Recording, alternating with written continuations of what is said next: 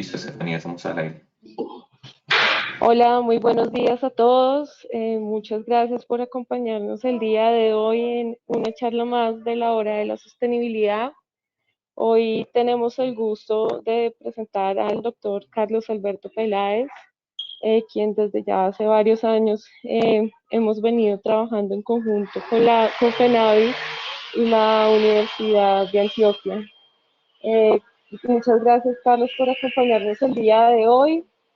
Voy a hacer una breve presentación tuya y posteriormente pues te doy la palabra para que inicies con tu presentación.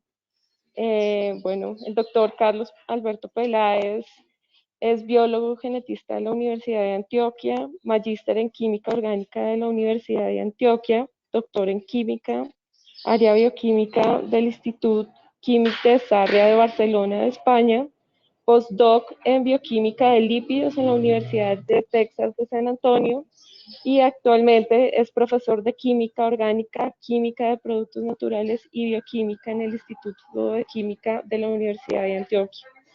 También es investigador senior de MinCiencias, adscrito al Grupo Interdisciplinario de Estudios Moleculares, con trabajo en investigación en áreas de la química orgánica, bioquímica, química ambiental y química de productos naturales. Muchas gracias, doctor Carlos, por acompañarnos el día de hoy.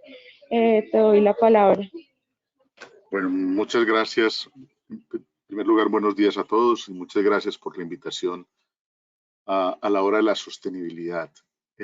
Para nosotros como universidad es un reto muy grande venir a la hora de la sostenibilidad, porque consideramos que ese es el gran futuro que tiene el país para poder consolidar sus sistemas productivos. La sostenibilidad es toda una tendencia que ha ido creciendo desde los años 70, cuando se empieza a consolidar como concepto derivado de la ecología, y que a partir de estos últimos años, donde se incursiona con los términos como economía circular, se va teniendo las posibilidades de consolidar esos programas y hacer más competitivas las empresas a través de estos conceptos.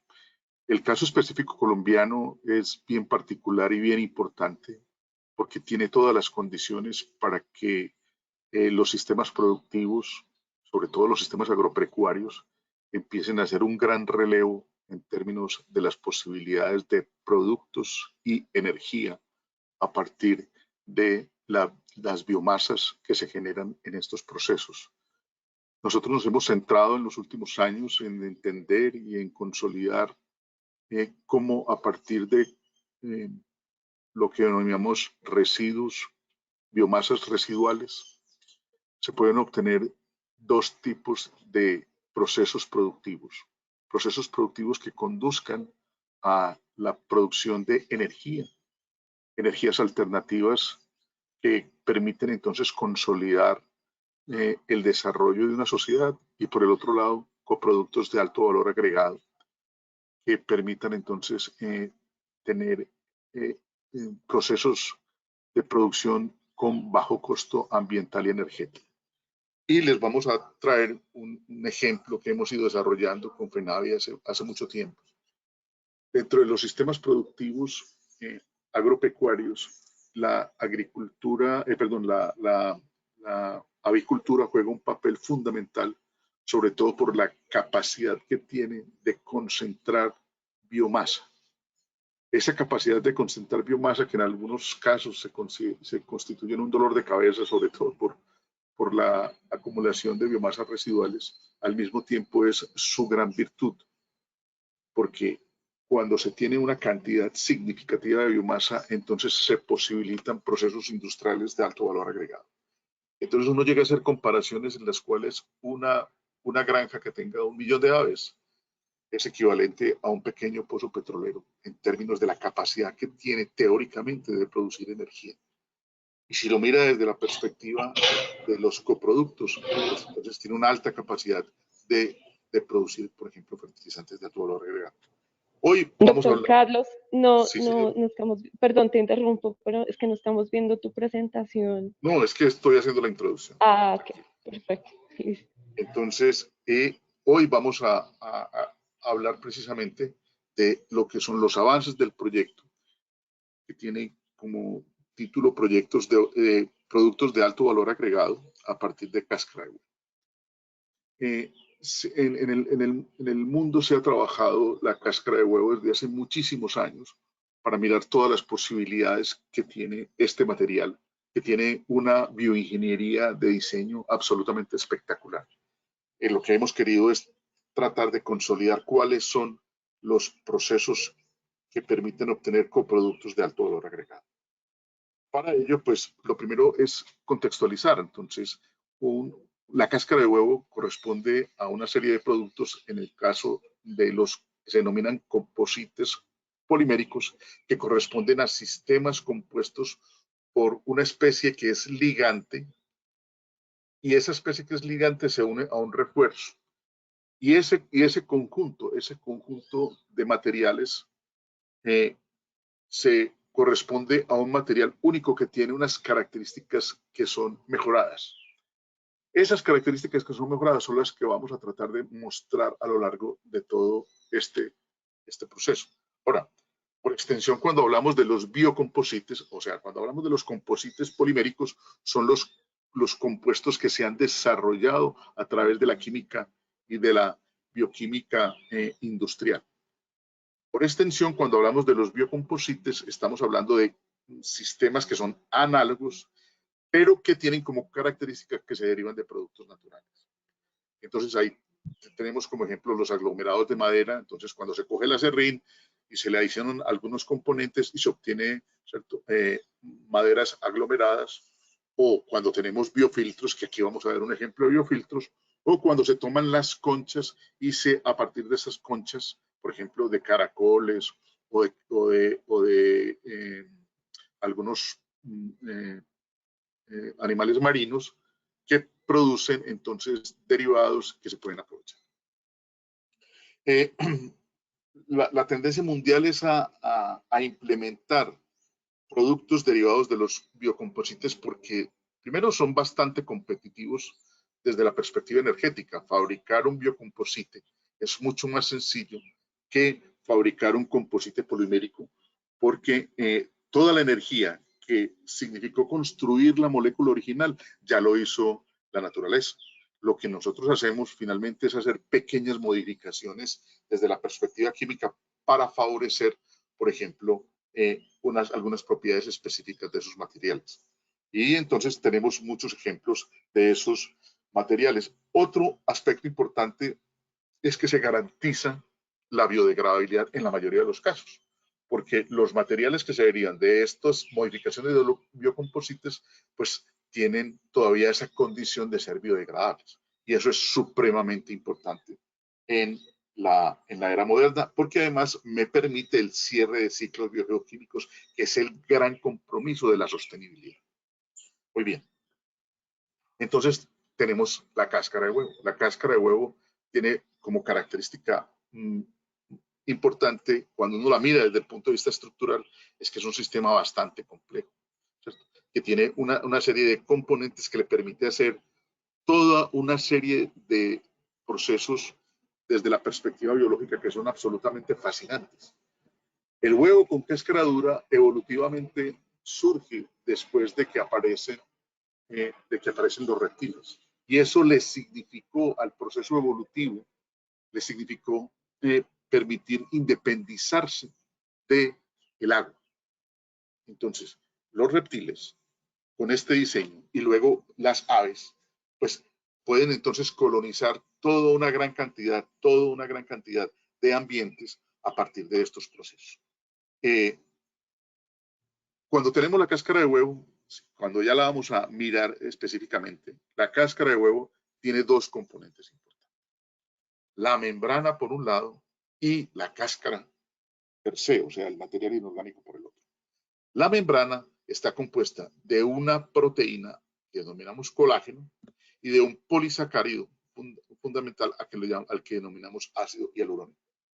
Ambos componentes orgánicos, tanto proteína como el polisacárido ácido hialurónico, tienen una significancia muy importante en términos de productos de alto valor agregado. Y por el otro lado, la cáscara, que son fundamentalmente carbonatos, pues son materia prima para una serie de derivados del calcio y que tienen una importancia significativa en términos de la industria, de diferentes tipos de industria, como lo veremos en el transcurso de esta charla.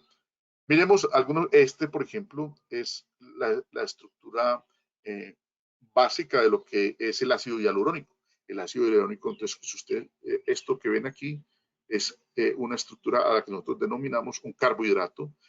Esta estructura de carbohidrato, un carbohidrato sencillo es, por ejemplo, el azúcar, es un carbohidrato. La celulosa es un carbohidrato. El almidón es un carbohidrato. Y cuando yo tengo varias unidades de estas que están unidas, entonces corresponde varias unidades de estas que están unidas y que sigue, y que sigue, y que sigue, y que sigue. Entonces corresponde a un polímero, ¿cierto? Entonces este es un polisacárido que es derivado de la glucosamina. Entonces, y esto corresponde al ácido hialurónico. Por el otro lado tenemos el colágeno. El colágeno es una proteína que es estructural helicoidal. ¿Qué significa eso? Significa que su función biológica es dar soporte físico a el ente biológico. Entonces, en otras palabras, lo que da es sostén físico para contrarrestar la gravedad, en términos simples. Y estas estructuras que son proteínas estructurales usualmente son helicoidales. ¿Cierto? Y esas estructuras que son helicoidales son muy resistentes en términos de soportar una gran tensión. Son capaces de soportar una gran tensión.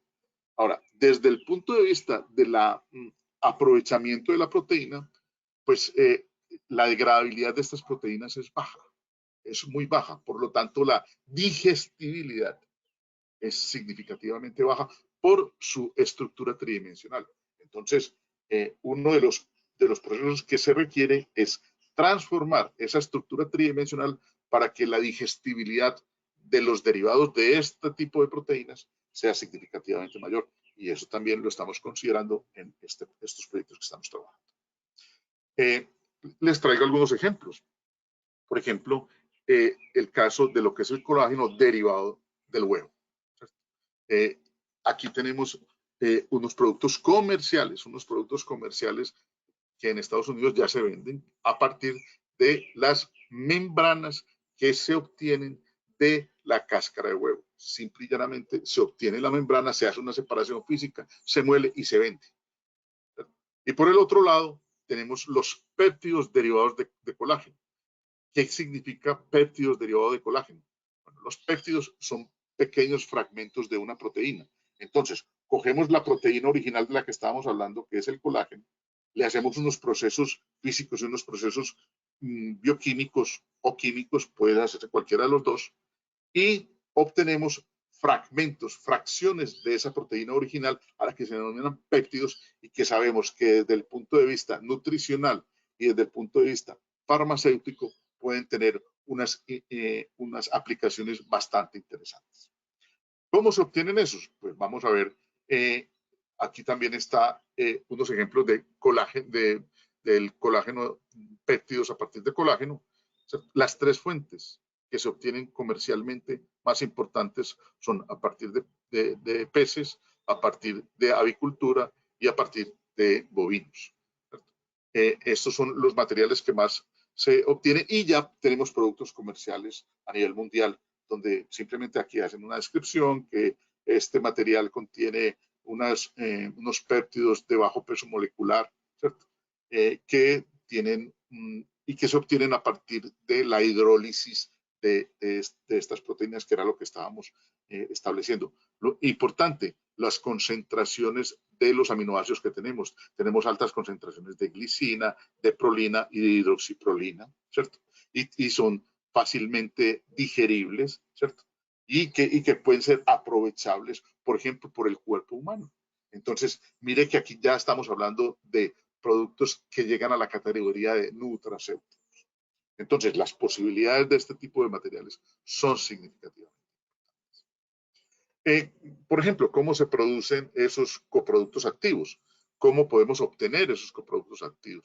Les vamos a dar un ejemplo de un producto que es comercial y que lo pueden buscar en esta página que pongo ahí abajo, ¿cierto? Entonces, se obtiene el colágeno. Entonces, el colágeno bioquímicamente corresponde a una triple hélice de unidades de aminoácidos. Este es el peso molecular que tiene. El nivel de absorción pues es bajísimo, ¿cierto? Entonces, si yo hago una separación, o sea, y cuando hago la separación, ¿qué es lo que sucede? Que las moléculas se abren y al abrirse las moléculas forman una gelatina. Entonces, por ejemplo, esta es una industria importante a nivel mundial y tradicionalmente. ¿Cómo se obtienen las gelatinas? A partir de la degradación, ¿cierto? De la separación del colágeno. Pero si yo quiero ir más allá, a partir de esta gelatina, yo puedo hacer una hidrólisis, o sea, una fragmentación para obtener los pequeños pedazos de aminoácidos que están unidos y que corresponden a los péptidos de los que estábamos hablando. La absorción de estos es mayor al 90%, por lo tanto, ¿cierto? La digestibilidad es significativamente importante. Y aquí simplemente lo que hicimos fue un proceso químico o bioquímico de hidrólisis. ¿Qué es una hidrólisis? Es la ruptura de estas estructuras a partir de una molécula de agua. Muy bien, entonces aquí ya tenemos un producto que se puede obtener a partir de una fuente. Aquí lo importante es cuál es la fuente. ¿Por qué es tan importante la fuente? Porque la fuente me permite tener trazabilidad. Y en términos farmacéuticos y en términos alimentarios, la trazabilidad es fundamental y ustedes lo saben mejor que yo. Ustedes están metidos en esa industria de los alimentos. Porque me permite decir si el material es noble o no es noble desde la perspectiva química, si tiene procesos o si tiene posibilidades de haber contaminaciones o no. Entonces, por eso la trazabilidad es tan alta. Por eso es tan importante, ¿cierto?, obtener materias primas de biomasas residuales que tengan un bajo costo, pero que tengan una muy buena trazabilidad. Entonces, pero vamos a los hechos concretos. Esta es la cáscara que nosotros obtenemos, ¿cierto? Esta es la cáscara que nosotros obtenemos y de esta cáscara yo obtengo la fracción inorgánica, ¿cierto?, donde voy a obtener todos los derivados del calcio, y la fracción orgánica, donde voy a obtener los dos componentes de membrana. Esta es la membrana, los dos componentes de membrana, que son colágeno y ácido hialurónico. Nosotros hace algún tiempo con FENAVI empezamos a hacer unos trabajos básicos, y en estos trabajos básicos, a partir de los carbonatos de calcio, y con base en la literatura, por ejemplo, este esquema es sacado de un artículo está publicado, ¿cierto?, donde cómo obtenemos a partir de carbonato de calcio, ¿cierto?, óxido de calcio, y a partir de óxido de calcio obtenemos el hidróxido de calcio, obtenemos hidroxiapatita, ¿cierto? Podemos obtener carbonato de calcio purificado, porque este carbonato de calcio que originalmente tenemos en el biocomposite cáscara de huevo, pues tiene algunos otros elementos que pues permiten tener algunos otros tipos de metales. Entonces yo puedo, por ejemplo, si necesito carbonato de calcio puro, yo hago este proceso y obtengo carbonato de calcio puro. Y a partir de este carbonato de calcio puro, pues yo tengo materiales tan importantes como el glucanato de calcio, o el lactato de calcio, o el citrato de calcio. Todos estos materiales, ¿cierto? Por ejemplo, el citrato de calcio es un componente importante para producir medicamentos que tienen por objeto recuperación de calcio en personas de la tercera edad, o en personas que tengan problemas por descalcificación. Entonces, mire que hay una serie de rutas que ya se han establecido y que nos permiten obtener materiales de alto valor agregado, ¿cierto? Los protocolos ya los tenemos estandarizados, ¿cierto? Entonces, primero se realiza una molienda, se hace una inmersión en agua con agitación, se calcula cuáles son los porcentajes, luego se hacen unas extracciones de membrana por diferenciación de densidades, luego el material sólido se filtra y se repita el proceso hasta que yo no tenga materiales particulados, ¿cierto? Luego se hace un proceso de secado. Yo tengo que definir cuáles son las condiciones de secado para que no se me altere las características estructurales de los materiales, pero que tampoco me cueste mucho energéticamente hablando, que ese es uno de los grandes problemas que tenemos. ¿Cuánto cuesta energéticamente obtener un material de este? Y así hicimos una serie de trabajos donde empezamos a hacer cuál es el porcentaje que obteníamos de cáscara promedio, cuál es la desviación estándar, cuál es el coeficiente de variación. FENAVI nos envió a la universidad muestras de algunas plantas. Nosotros hicimos valores promedios, miramos si había unas grandes variabilidades o no habían grandes variabilidades. Encontramos una variabilidad más o menos del 10%, que no es muy alta, pero tampoco es muy baja, ¿cierto? Y entonces y ya empezamos a hacer determinaciones para obtener los componentes inorgánicos. Y aquí simplemente les pongo pues como un resumen de cómo más o menos son las reacciones que obtenemos. Por ejemplo, esto es un proceso de calcinación, por ejemplo, este es un proceso de reacción con agua. Y así para obtener los diferentes componentes que terminan siendo importantes.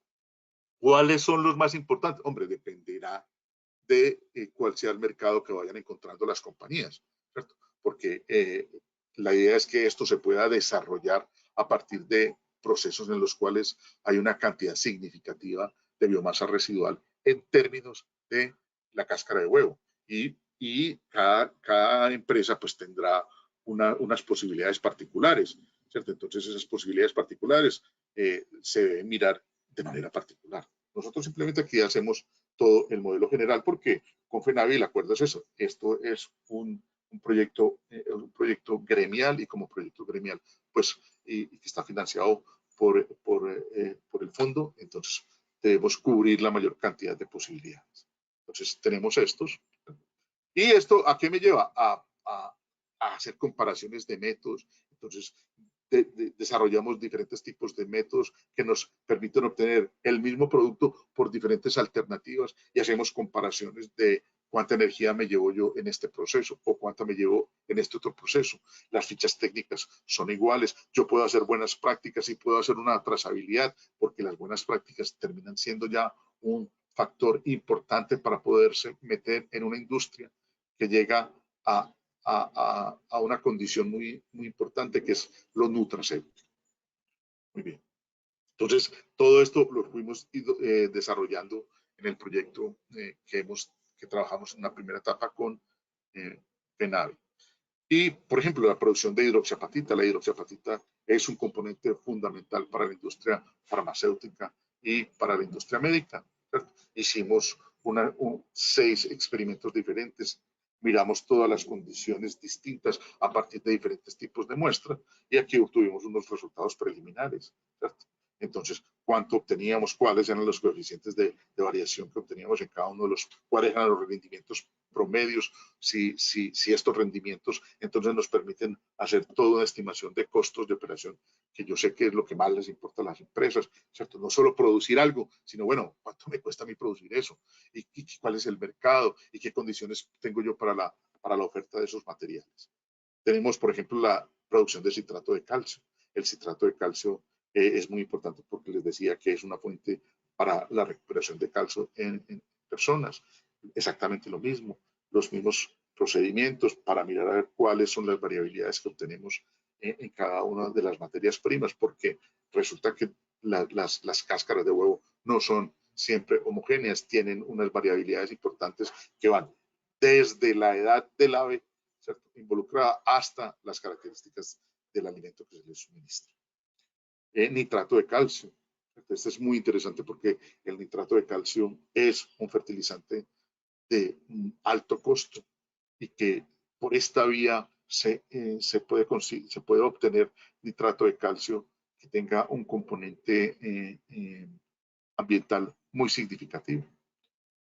Producción de óxido de calcio, exactamente lo mismo, ¿cierto? Y así, pues sucesivamente podemos obtener otros materiales. Quería poner este ejemplo que es muy importante, la producción de fertilizantes ocluidos de liberación lenta y controlada, porque son los fertilizantes más costosos. Nosotros hemos trabajado en el caso de FENAVIS, pues en la producción de compost y a partir de la producción de compost, a partir de ese compost obtener fertilizantes de liberación controlada, ocluidos a partir de compost de gallinaza, pero esta es otra manera de producir otros tipos de fertilizantes más costosos, más consolidados, ¿cierto? Un fertilizante de liberación controlada es aquel que, por ejemplo, esto que ustedes ven aquí, ¿cierto?, es el ciclo que naturalmente puedo obtener en un fertilizante. Pero yo necesito que el fertilizante se entregue en el momento adecuado. Para que el fertilizante le entre a la planta en el momento adecuado, tiene que tener una composición específica. Esa composición específica está basada en este modelo que ustedes ven aquí, que es muy sencillo, lo voy a explicar rápidamente. Las sustancias que hay en el suelo, ¿cierto? Las sustancias que hay en el suelo permiten que haya una interacción entre los nutrientes y esas sustancias que hay en el suelo, en la fracción orgánica. Y la planta, cuando necesita un nutriente, genera una señalización química, que es un ácido orgánico molecular, un ácido orgánico que sale de la raíz. Y lo que genera, entonces, es un intercambio entre lo que está pegado a la materia orgánica del suelo y el nutriente. Entonces, se libera ese nutriente por acción de este ácido que produce la planta y la raíz succiona el nutriente. Esto es el mecanismo natural de absorción de una raíz. Lo que necesitamos en un fertilizante es que lo que la planta necesita, ¿cierto? Lo que la planta necesita sea exactamente lo que el fertilizante sea capaz de entregarle. Eso es un fertilizante de última generación. Con estos materiales se muestra o se ha demostrado que son capaces de generar esas características. ¿Por qué? Porque estos materiales permiten que la planta pueda hacer este mecanismo. Y estos fertilizantes son significativamente costosos. Son significativamente costosos. Cuando digo significativamente costosos, me refiero, usted puede tener un material de nitrógeno convencional que le valga 100 pesos. Y materiales de estos pueden tener costos de 400, 500, 600, 1000, hasta 4.000 o 5.000 pesos, dependiendo de qué otros componentes orgánicos tengan, porque hay otros tipos de aditivos para agricultura de alto valor agregado. Muy bien, entonces estos materiales se pueden fabricar a partir también de la cáscara de huevo, ¿cierto? Porque yo lo que hago es hacer una funcionalización de la cáscara, y ahora les contaré cómo. Adiciono unos nutrientes, también puedo adicionar un componente orgánico, por ejemplo, como compost a partir de gallinaza, y este es un fertilizante ocluido, ¿cierto? Que las pruebas que nosotros hemos hecho en la Universidad de Antioquia nos muestran que son muy competitivos con los fertilizantes ocluidos que se importan y que tienen unos altos costos en el mercado. También tenemos otros materiales que se obtienen, ¿cierto? Por ejemplo, la hemisíntesis farmacéutica, para obtener materiales como estos. Entonces, ¿qué significa hemisíntesis? Significa que yo parto de un producto natural. Esto es un producto natural, ¿cierto? Y si le hacen unas pequeñas modificaciones a este producto natural, yo obtengo, por ejemplo, un profármaco antiviral. Exactamente esto mismo, que es un ejemplo de la industria farmacéutica, es lo que se haría en una planta de, de de modificación estructural de las cáscaras de huevo. Y les voy a poner un ejemplo clásico, que es la filtración selectiva, ¿cierto? Yo tengo cáscara de huevo funcionalizada, entonces con los proyectos que nosotros hemos ido trabajando, hemos producido cáscara de huevo funcionalizada. A partir de esa cáscara de huevo funcionalizada, entonces yo hago una formulación. Entonces, acondiciono el material para que esa cáscara de huevo funcionalizada pueda atrapar, por ejemplo, unos materiales que me interesan atrapar, por ejemplo, metales pesados. Y entonces yo obtengo un biofiltro. ¿Cuál es la importancia de obtener estos biofiltros? Por ejemplo, una gran cantidad de aguas colombianas tienen altas concentraciones naturales, por ejemplo, de cadmio. Y se está observando que en algunos productos que se comercializan internacionalmente, las concentraciones de metales pesados están llegando a valores que no son permitidos por algunos organismos internacionales. Entonces, en algunos casos se requieren biofiltros o filtros. Los filtros son extremadamente costosos. Pues bueno, a partir de la cáscara de huevo se pueden obtener unos biofiltros que tienen unos costos significativamente bajos. Y aquí hicimos un ejemplo, hicimos un trabajo donde esta era la concentración de plomo, ¿cierto? En la captación de agua. Esto era en una industria, en una empresa que utilizaba esta fuente de agua para un proceso pecuario. Y entonces las concentraciones de plomo eran significativamente altas. Luego de poner el filtro de cáscara de huevo funcionalizado, mire las concentraciones de plomo a lo que bajaron. Este es un producto muy interesante. Una aplicación, por ejemplo, de estos biofiltros son en los rellenos sanitarios. La problemática que tenemos en los rellenos sanitarios en Colombia, porque los efluentes que salen de esos, o los lixiviados que obtenemos en esos rellenos sanitarios, tienen altas cargas de metales pesados. Y esas altas cargas de metales pesados saturan muy rápido los filtros. Por lo tanto, los costos de operación de esos rellenos son significativamente importantes. Esta es una alternativa bastante interesante. Entonces, en esta última parte voy a mostrar rápidamente los resultados del trabajo que hemos estado haciendo en la fase 2 del proyecto, donde hemos tenido la participación de la empresa Cacaraca. Cacaraca nos ha apoyado muchísimo en todo este proyecto. Ha sido pues como un aliado muy especial, porque nos ayuda, nos aporta, siempre que necesitamos algo, está ahí con nosotros. Obviamente, FENAVI, el Grupo de Investigación GIEN, y la fundación del Grupo de Investigación.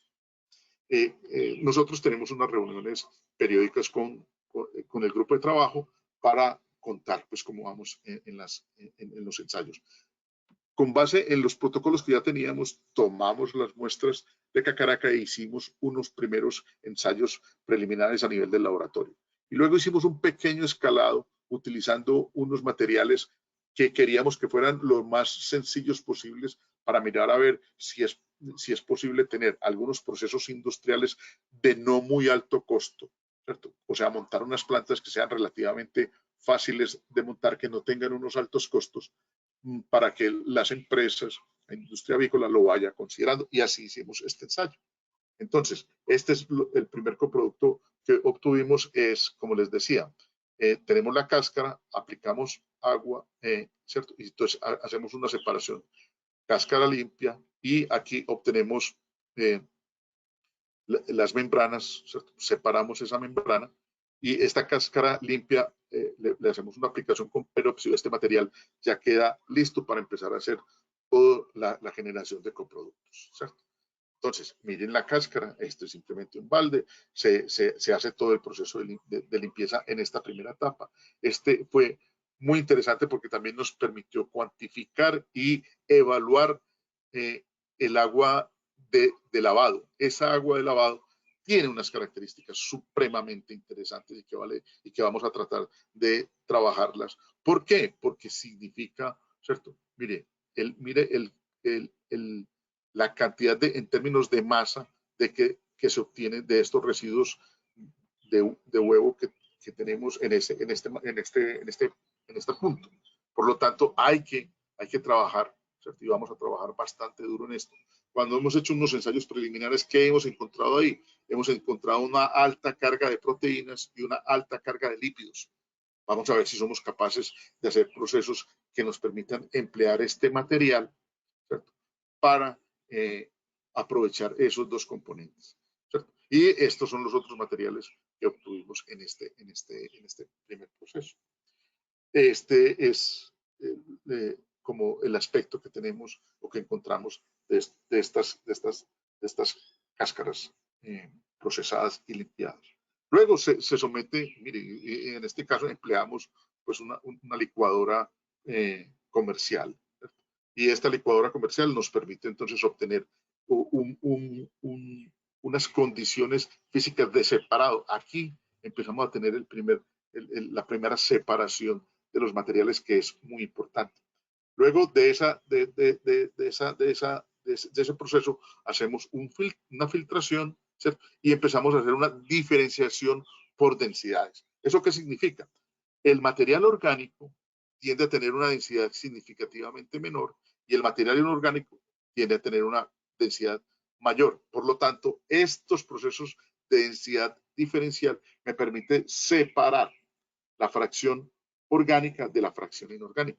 Y ya, si yo soy capaz de separar la fracción orgánica, pues ya tengo un componente significativamente importante. Recuerden que habíamos mostrado, ¿cierto?, un frasco que vendían ya simple y llanamente con las membranas de cáscara de huevo. Entonces, aquí ya obtenemos el primer producto. Y este primer producto aquí lo sometemos a un proceso de secado, ¿cierto? Esta es la membrana y esta es la cáscara de huevo molida.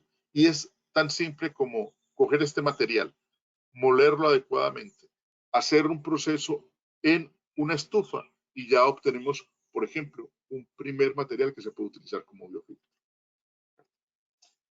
Y esta es ya la membrana. De hecho, este producto se quiere moler y se quiere, simplemente se le hacen unas pruebas básicas para hacer la ficha técnica. Ya es un producto que se puede comercializar. Lo mismo que este otro producto. Muy bien. ¿Preguntas? Con mucho gusto. Muchas gracias.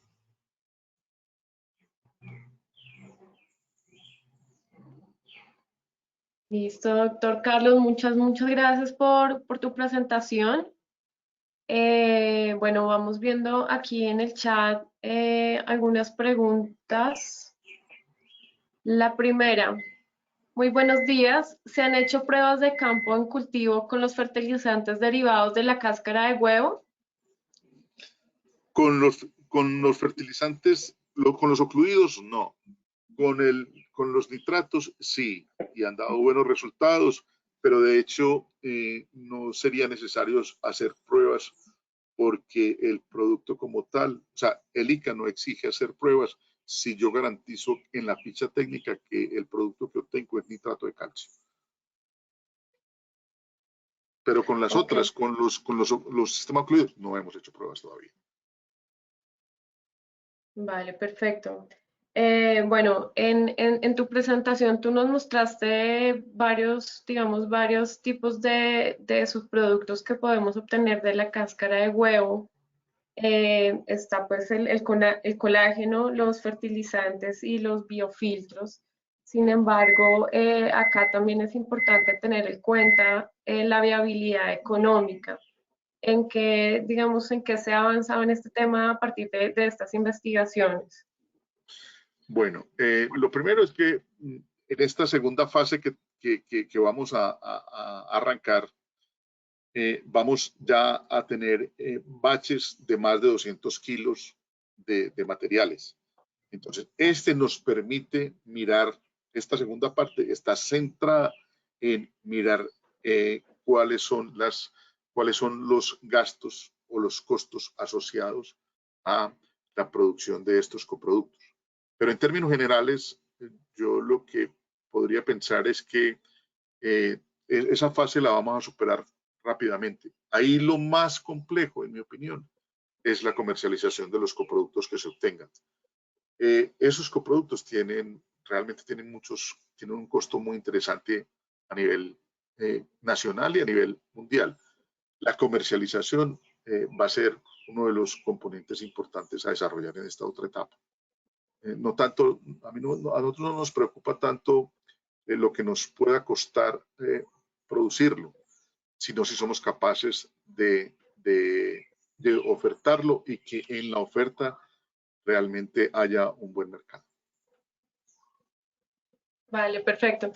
También otra pregunta que nos hacen aquí es, ¿cuáles son esos? Hemos visto que ya hay experiencias en el mercado de Estados Unidos frente a estos subproductos. ¿Qué otros países son fuertes o han tenido grandes avances en este tipo de aprovechamiento con la cáscara de huevo? Bueno, esa pregunta es muy importante porque resulta que hay muchas experiencias del uso de coproductos, ¿cierto? Y que sobre todo van dirigidos a materias primas. Entonces, por ejemplo, a nivel europeo se está trabajando bastante eso. A nivel brasileño también se está trabajando eso. Como les mostraba ahí, tenemos tres fuentes que son peces, bovinos y avicultura, ¿cierto? De hecho, también hemos encontrado algunos ejemplos a partir de la industria porcícola. Entonces, sí se tienen muchos ejemplos del uso de estos, sobre todo en Europa. Yo creo que Europa ha ido avanzando significativamente en esto. Y eso es una de las cosas que a nosotros siempre nos preocupa, porque resulta que una gran cantidad de productos farmacéuticos se obtienen a partir de precursores que vienen de residuos de la industria agropecuaria, algunos de agricultura. Por ejemplo, el caso de ácido hialurónico es un caso típico que viene en buena medida de crestas de gallo, por ejemplo, pero que también se puede obtener de las cáscaras de huevo. Y que ellos han ido consolidando sus mercados, nosotros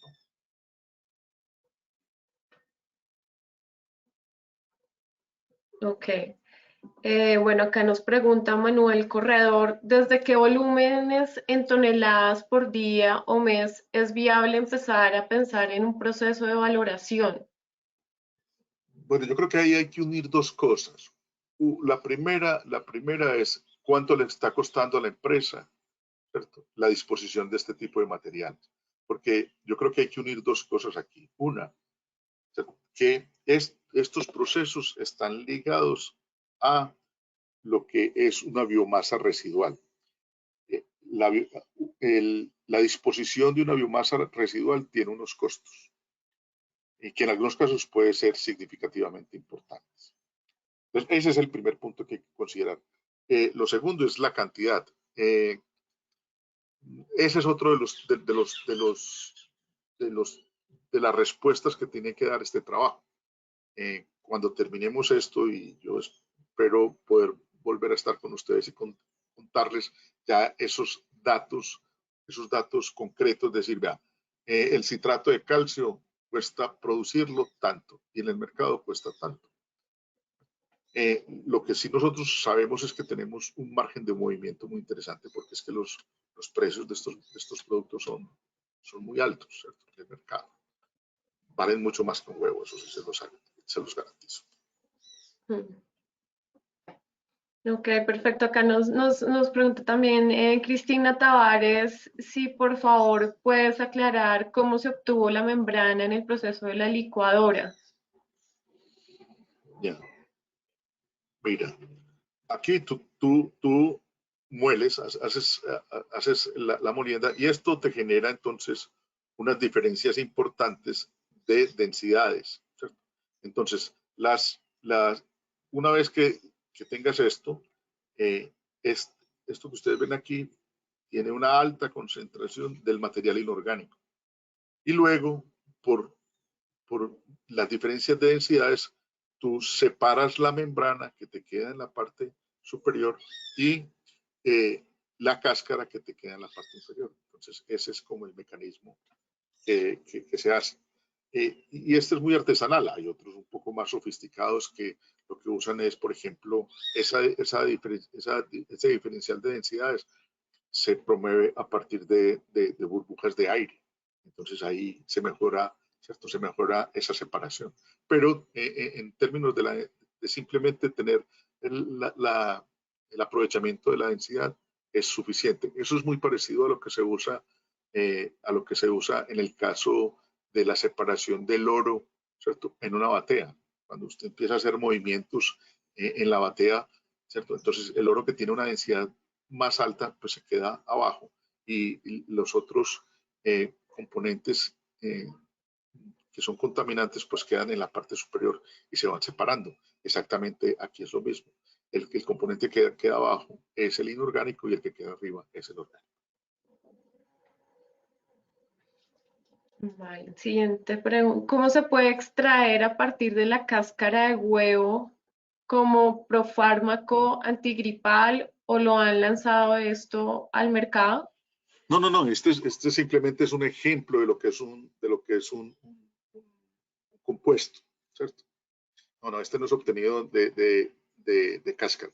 De cáscara obtenemos otros que son, por ejemplo, el citrato de calcio, el carbonato de calcio. Y de hecho se utilizan como productos que ya están en el mercado. Ahí simplemente lo que estaba poniendo era un ejemplo de cómo se hace hemisíntesis para obtener un producto de alto valor agregado. Uno que sea equivalente a ese es el ácido hialurónico, que ese sí es muy costoso. Ese sí es muy costoso. Entonces, se haría más o menos de la misma forma. A eso me refiero. A que lo que tú haces es simplemente una pequeña modificación química que te conduce a producir un compuesto con unas potencialidades. Vale, perfecto. Nos preguntan también, doctor, ¿se analizó si el proceso de secado, temperatura, etcétera, afectó la biodisponibilidad o composición de sustancias activas de importancia en el desarrollo de estos productos? Sí, esa es una pregunta muy importante. Nosotros siempre evaluamos eso y ese es como uno de nuestros karmas en términos de química, es que las condiciones de los procesos no nos alteren las características de los materiales y los evaluamos. Nosotros tenemos técnicas para evaluarlo. Básicamente lo que hacemos, las técnicas que empleamos son, por ejemplo, HPLC, por ejemplo, electroforesis capilar o, por ejemplo, cromatografía de gases, ¿cierto? Entonces son técnicas analíticas que nos permiten mirar si hay variaciones en las características de estos materiales que se obtienen tras las transformaciones. Vale, perfecto. Acá Laura Marcela Asa nos pregunta, ¿el biofiltro solamente ha funcionado con plomo? ¿En qué tipo de medio se puede usar el biofiltro? Esa es una En muy bio, buena. sí. Y no, otra pregunta que nos hace es, ¿en bioremediación de suelo o agua? Muy bueno. Las dos preguntas son muy importantes. La primera es que eh, básicamente se utiliza para atrapar cationes. Se puede, o sea, cationes son elementos que tengan una carga positiva, ¿cierto? Entonces están mercurio, está cadmio, entonces todos esos que tengan carga positiva se pueden obtener. También se pueden hacer modificaciones para hacerlo a través de contraiones y entonces ahí también pero ese es un proceso un poco diferente y se pueden obtener también iones de carga negativa o aniones. Eh, y se ha trabajado, ¿cierto? Se ha trabajado tanto para suelos como para aguas. El caso específico que les mostré es aguas. Listo. Doctor Carlos, aquí nos están preguntando, bueno, nos dicen que si nos podrían compartir la presentación. Claro que sí, les podemos compartir la presentación. De igual manera, estas charlas están quedando grabadas y colgadas en el canal de YouTube de FENAVI para que ustedes también puedan consultar todas las charlas que pues, hemos venido desarrollando en la hora de la sostenibilidad. Acá David García nos pregunta si tienen información de cuánto es la vida útil del biofiltro.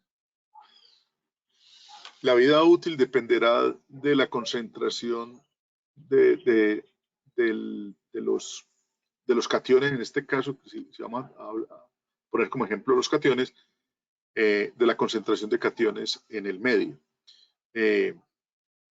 Y entonces, eso, quiero decir con esto que la respuesta es muy relativa, dependerá de la concentración que tengamos, porque evidentemente estos materiales tienen una saturación. Y por eso es que lo hacen atractivo, porque la mayoría de los otros sistemas, como se tienen que recambiar tanto, entonces los altos costos eh, hacen que esos materiales sean inviables. Ok, y también nos pregunta si podría pensarse en usarse en los humedales artificiales para el tratamiento de aguas residuales domésticas. Esa es una muy buena idea. La voy a anotar por aquí para robármela. Sí, además que ahí digamos que promoveríamos también, tendría un enfoque de economía circular, porque Por también supuesto. pues podríamos aprovechar. de esa manera. Y o se podría usar mezclado con grava o mejor solo, nos No, preguntan. los dos se pueden hacer sin ningún problema. Los dos se pueden hacer sin ningún problema. Ok. Bueno, doctor Carlos, por ahora no tenemos más preguntas. Agradecerte por esta presentación. De igual manera, si para finalizar nos puedes contar un poco de también las otras investigaciones que hemos venido haciendo con ustedes desde FENAVI, no solamente pues en cáscara de huevo, sino también en otras investigaciones. Y agradecerte nuevamente por habernos acompañado el día de hoy. Bien. Básicamente tenemos dos trabajos grandes que hemos hecho a lo largo de los años con FENAVI. El uno es todos los procesos que conducen a la obtención de fertilizantes a partir de la biomasa residual, gallinasas y pollinasas, que han ido consolidando una línea muy interesante de lo que son productos de alto valor agregado, como les decía ahora, fertilizantes ocluidos a partir de compost de muy buenas calidades. Los trabajos que se han hecho con respecto a eso muestran que efectivamente los productos que se obtienen, ¿cierto? Como fertilizantes ocluidos a partir de gallinasas son muy buenos fertilizantes. Hay que seguir consolidando todo ese programa. Y por el otro lado tenemos lo que son los aprovechamientos energéticos de la biomasa residual. Se sigue consolidando claramente que la gallinaza es la biomasa residual que mayor posibilidad de generar biogás tiene. En un proyecto grande que estamos haciendo con el Banco Mundial, hacemos una comparación de todos los sustratos y definitivamente la reina se llama gallinaza. El único problema que tiene la gallinaza es que como es tan rica, esa misma riqueza hace que manejarla en los reactores no sea fácil, porque puede envenenar muy fácilmente los sistemas, pero eso es simple y llanamente operacional.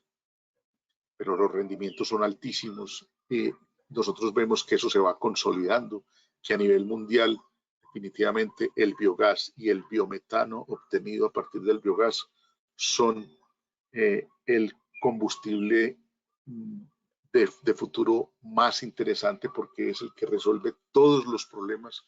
¿Cierto? Ya en el país tenemos una gran cantidad, por ejemplo, de tractomulas que funcionan a partir de biometano.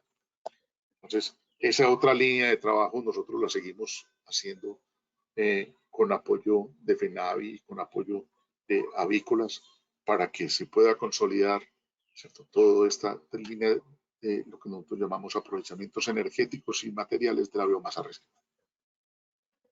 Y también, por último, estamos haciendo un sistema para la producción de sistemas acuapónicos acoplados con los sistemas de reactores. Entonces, en este proyecto, lo que tratamos es de integrar dos procesos tecnológicos. Uno, la acuaponía, que lo que pretende es producir, por ejemplo, peces en cautiverio y también agricultura a partir de un ciclo cerrado que establecemos a partir de las excretas de los peces y obteniendo a partir de las gallinazas y de las pollinazas el alimento necesario para la producción de los peces. Y esto lo estamos también integrando con los reactores para la producción de biogás. Entonces, aquí hay un proyecto grande que también estamos haciendo con la participación del Reino Unido y donde queremos integrar todo esto dentro de un programa de recuperaciones energéticas y materiales. Ese sería mi resumen. Muchas gracias, doctor Carlos. Es un gusto haberte tenido el día de hoy en esta charla. También si tienen algunas dudas o inquietudes, pueden comunicarse con nosotros y trataremos de resolverles esas dudas o inquietudes. Muchas gracias por habernos acompañado el día de hoy, a todos los asistentes y que tengan un muy buen día. Muchas gracias. Que estén bien.